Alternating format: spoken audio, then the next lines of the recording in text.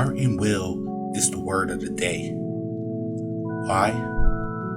Because it's what separates the good from the elite. The try hard and the try harders. Those who accept versus those who want more. It's clear that we're not seeing this from the Knicks. But can that change? Can this team get back to the success they had last season? Or does this year signify that maybe we were hyped up because last season was a fluke? The Knicks look bad, currently on a 3-game losing streak, looking like the weight of the world is on their shoulders. From players to coaches, the feeling seems to be that nothing is working. Lineups aren't working, and when one unit succeeds, the other one fails. And it seems the common goal is just getting the team to play well together. From our starters to our bench, we've seen problems arise. And although too soon, the play of our team brings me to this one simple conclusion. Is it time for the Knicks to become sellers?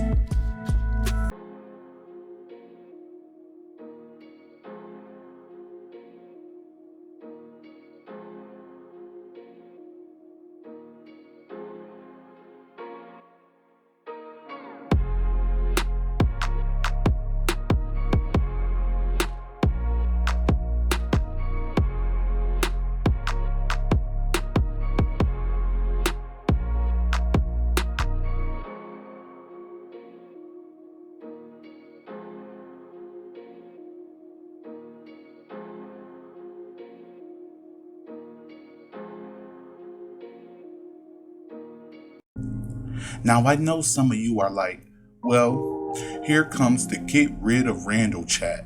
And yes, I'm going there. But not because of the reason you may think. See, the most would guess that I'm saying this because of my fandom with RJ Barrett. And yes, there is a cause for that. But what I mostly see as the reason to make this move would be because of his value.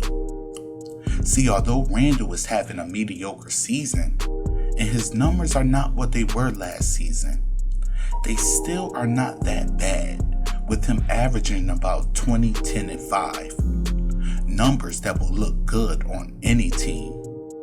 So yes, I believe his value is still high for a team looking for that playmaking power forward. Could we get something good for him?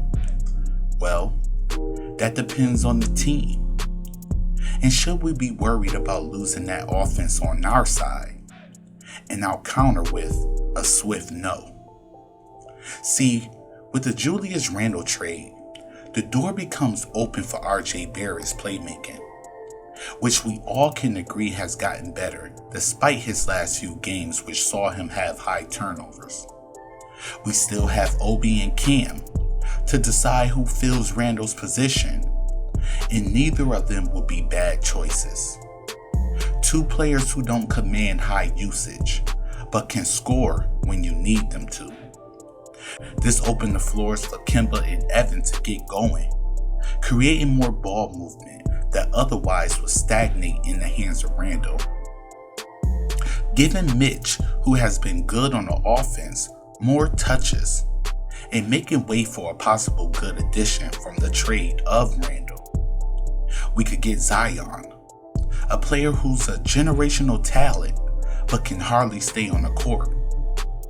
Would the Pelicans be willing to make that deal? Is this the reason for the Knicks trading for Reddish?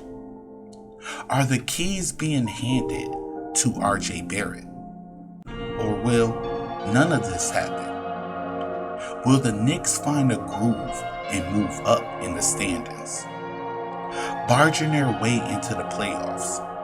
From what we're seeing, it's hard to imagine, but imagine nonetheless. But the Knicks have to do something, because the fans are getting impatient, and the boos are getting louder, and time is running out. So what do you think? Should the Knicks trade their best asset, Or do they keep the band together and get better or go down with the ship? Let me know your thoughts in the comment section. And as always, I'd like to thank you for joining me. And if you're new to the channel or a returning viewer and you would like to support, I ask that you hit that subscribe button and stay linked in with your boy. We trying to crack 1,000 before the season out, and I hope that we reach that goal. So until next time, stay positive and remember to always lead by example.